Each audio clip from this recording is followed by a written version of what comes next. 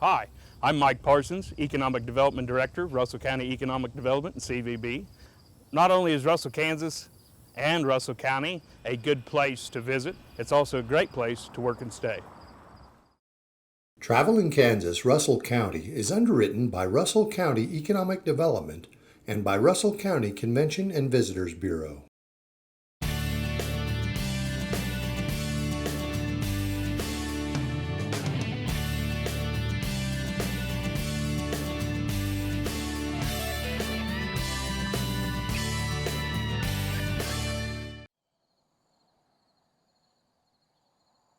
I'm Ashley Wickham. I'm the Tourism Director with Russell County Economic Development and CVB. We are at the Garden House in Russell, Kansas. People don't realize how much we have to offer on the tourism end. They think we're just a small community and that we don't have much to do, but we have plenty to do. Whether you come as an individual or you come as a family, there's plenty to keep you busy.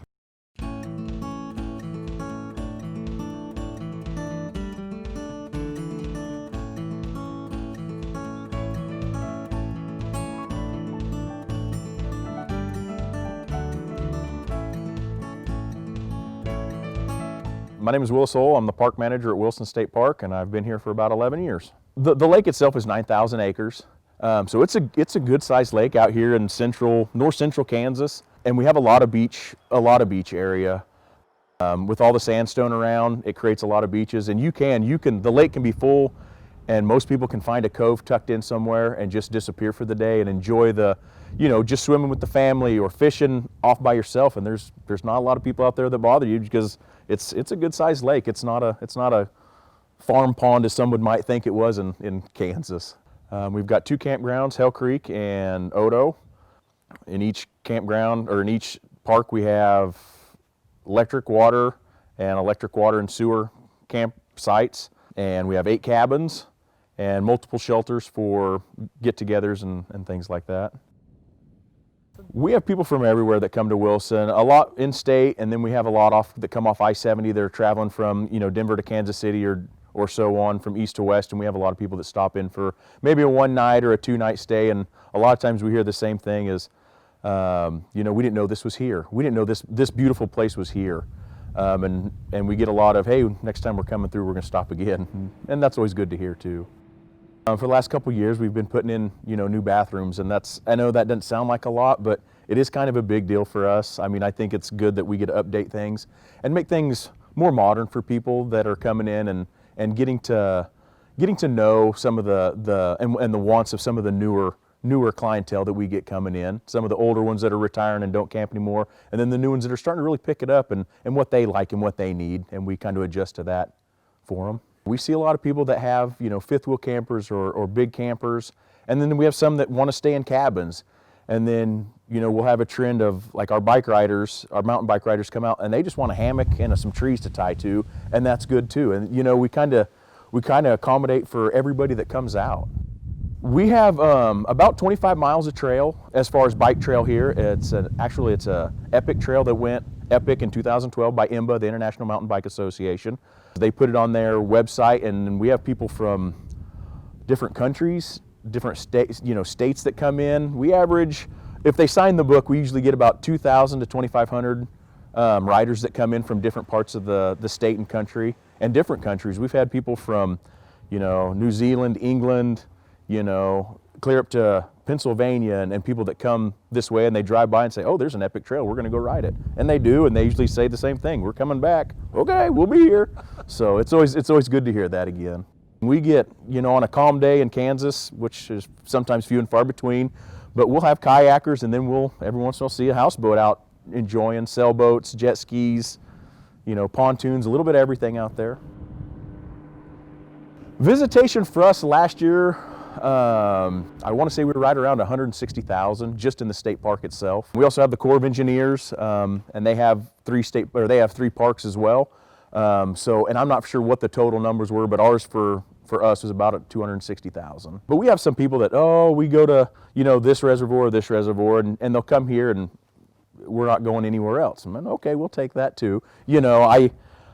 Not that I like to steal other clientele from other reservoirs, but I like my visitation to be high. So yeah, I'll do what I can to nab somebody, and if it's being big and you can tuck away, or being one of the clearest lakes in Kansas, I'll take that too. Whatever brings people here, and actually whatever brings people to the state parks and outside. That's the most important. Being here, being outside, and enjoying what God's created for us. If you want to come out and see us, you can look us up online at Kansas Department of Wildlife and Parks and Tourism, and then go to the state park section, look for Wilson State Park, and it's got a brochure there that you can download and read about.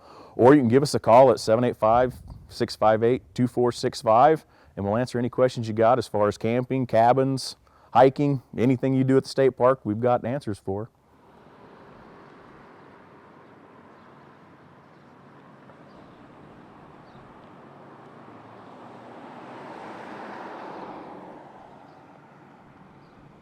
We have a great historical society who preserves the history of Russell very well. You can go visit the Russell County Historical Society and visit their website and check out their hours, or call and make an appointment for tours. Good morning, I'm Linda Olson. I'm the docent, one of the docents here at the Fossil Station Historical Museum in Russell, Kansas. Well, the museum itself was originally the sheriff's office, and not only did the sheriff live here with his family, they housed the prisoners. And we do still have a confined cell that was used way back when, and people particularly enjoyed doing that. There's a ball and chain in there, and there's always jokes between the couples. The gentleman usually say, "I have my own ball and chain." His wife contributes, and it's sturdy, she says. But we give a broad history of the community of Russell. A group of pioneers and certainly exploration individuals were seeking land. They'd looked at Nebraska first, but then they decided this area is where they wanted to be. And right out front is Kansas Street. At the end of Kansas, we have the first historical stone home that was raised in Russell. It's made out of the native limestone. And I'm always amazed that when you talk with people who aren't from Russell, the story of the native stone is awesome to them. We have great exhibits that show the depth, and some pictures that show the crews digging it out of the earth. And when you think about that chore, what made them think it would work? We had no trees, so that was the alternative plan. And actually, the railroad was instrumental in suggesting that that stone existed. So those pioneers dug it out, and today in Russell, there are many, many limestone buildings that we're very proud of, and they're still strong and standing. The longevity of those buildings, it's pretty amazing. The Gernon House, well, originally it was established by Mr. Gernon. He was a blacksmith, and he brought his family. He had 6 children, and if you were to see the home, it's very small. It's a 2-story home, and they housed a lot of people. He was a blacksmith. He actually opened a blacksmith shop, as that was his trade. And part of the time, by train, priests would come from outlying communities, and they would actually hold mass in that church or in that home. So that was instrumental in establishing Russell. We also have a second house that we allow touring. It was actually provided to the society by, it's called a Haim Oliver, and Mrs. Oliver actually bought the Russell State Bank. They lived in it while they were here working, and then donated the home to the society. And from the highway, it may appear to be a graveyard of oil field equipment. However, once you step inside one of the tank batteries, the photography, the displays are phenomenal. They give you an example of the hard work that those oil field workers did, what they provided, and the oil was actually discovered in Fairport in 1923 on Thanksgiving Day.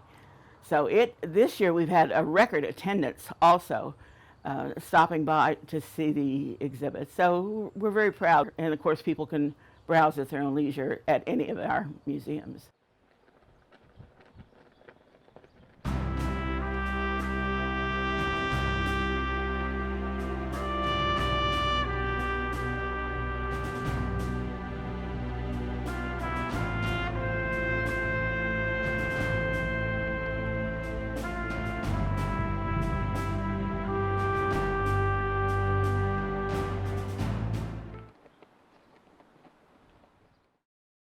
My name is Shannon Trevethan, and I am the director here at the Deines Cultural Center.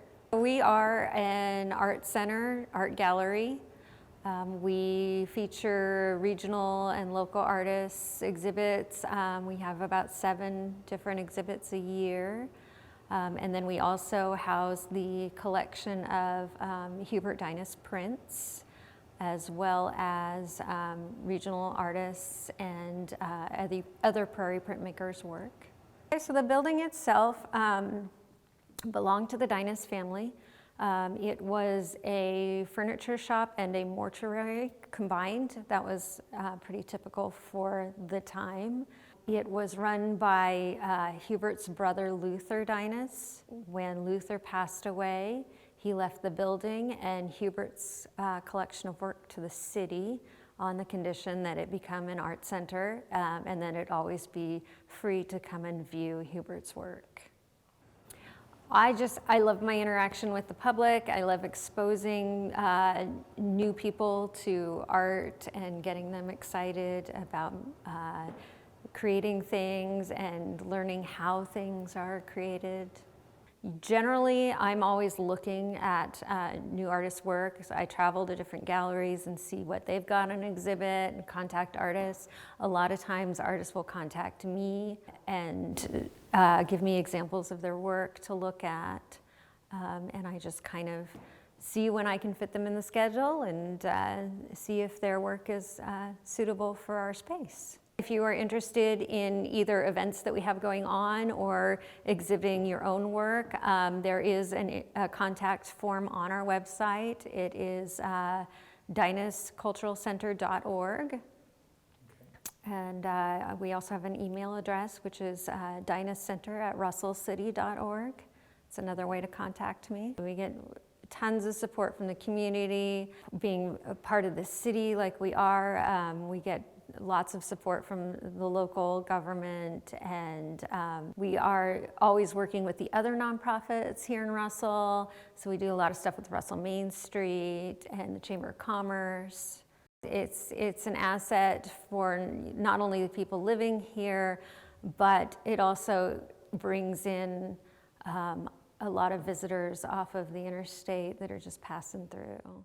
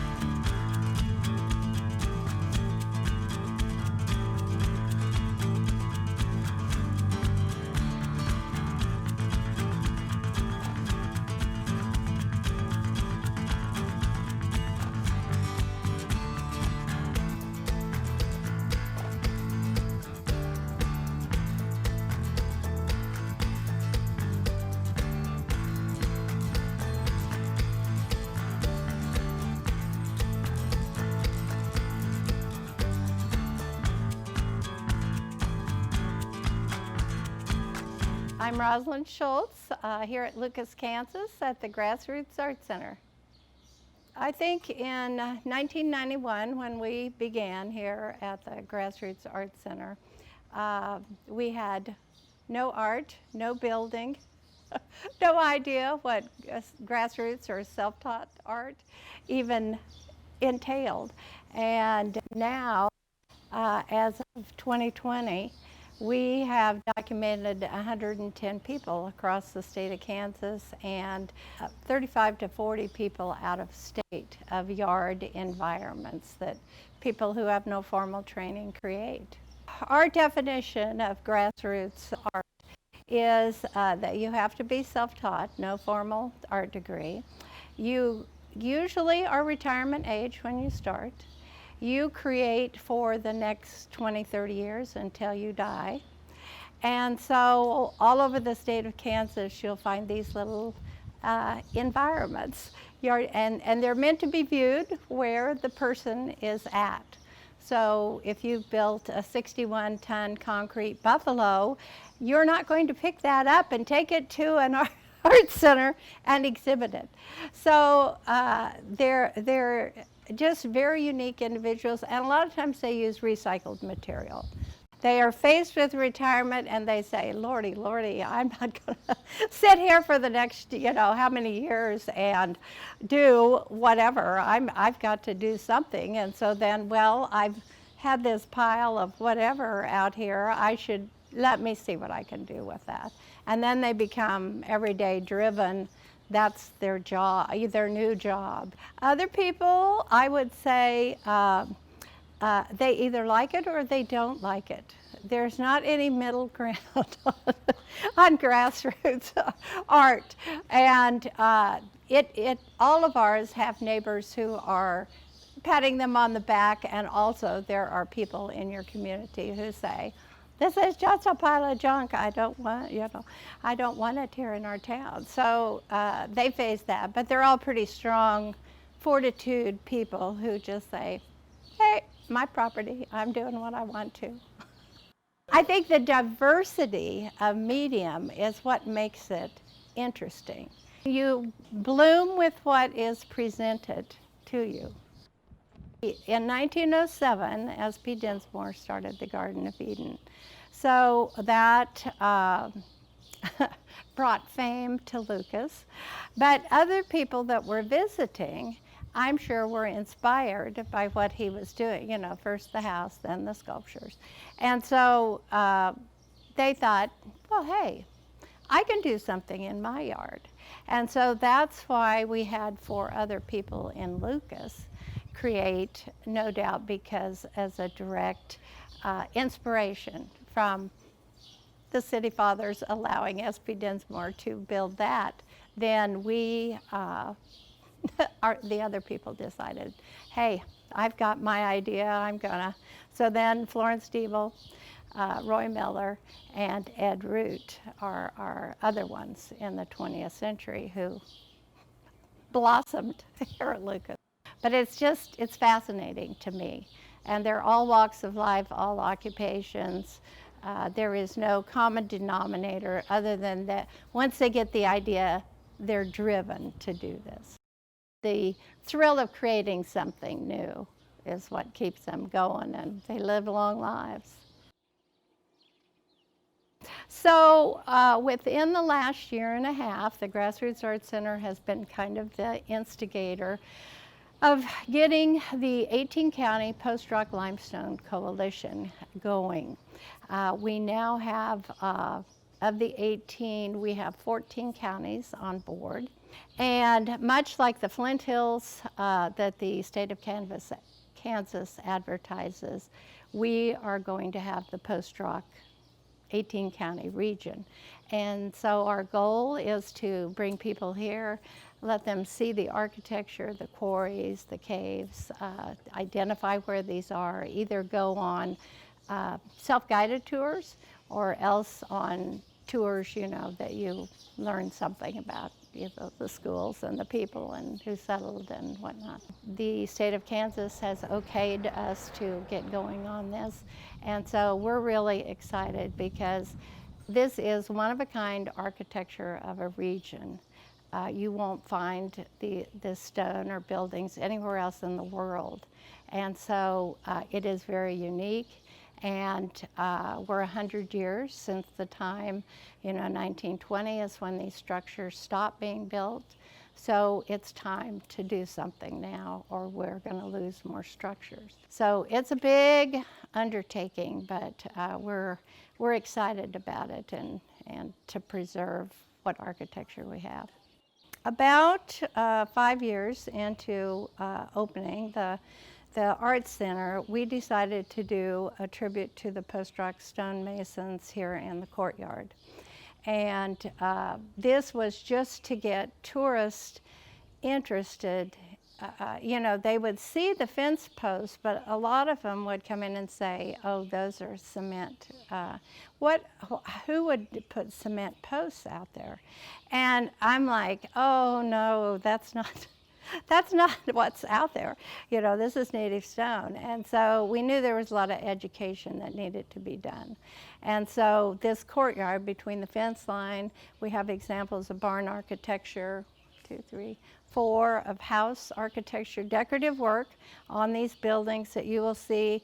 And I think so often we just drive by these buildings. As you mentioned, we don't take time to look at the front and the back of the building. We'll quite often have decorative work.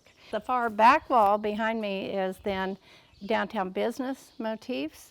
So a library, a bank, a mercantile store. And then where the rose bushes are, this is church architecture.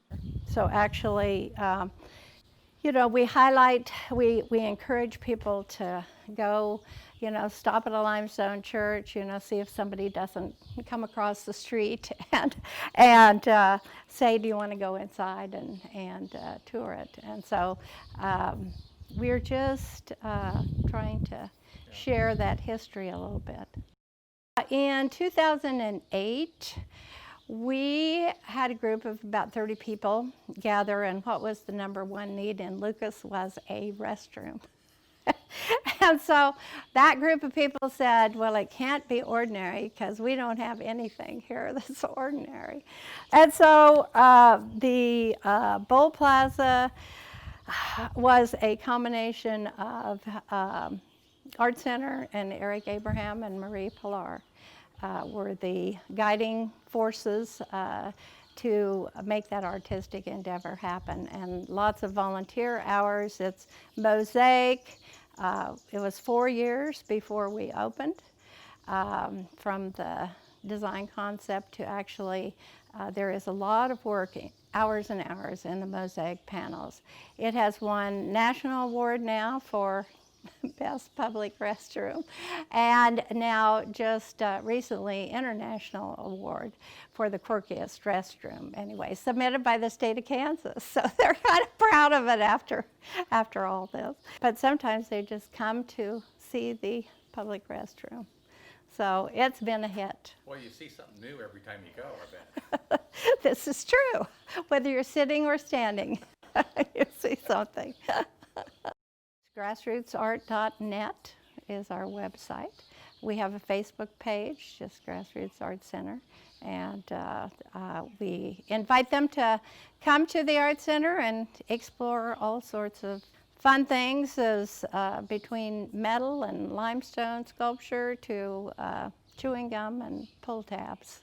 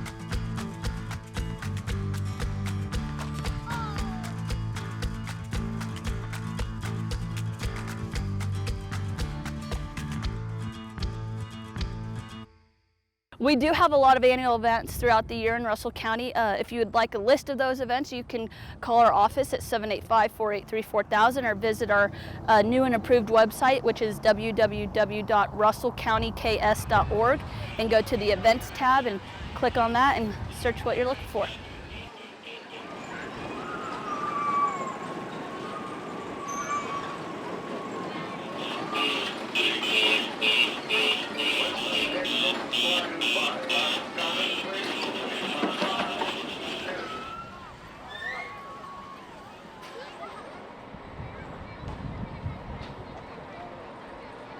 Russell is on the forward movement. We've got new industry coming to town. We've also got a few different businesses starting up or expanding. So Russell's definitely on the move. Between the county commissioners and the city officials in all of the cities, it's a very tight-knit community, hard-working community, and a great place to raise a family.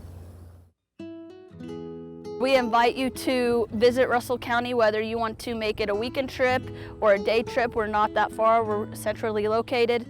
So you can bring yourself or you can bring your family out and just enjoy the time you have here. If you're living the big city life and like to settle down in a rural community, please give us a call or check out our website. Russell County is a great place to live, work, and play.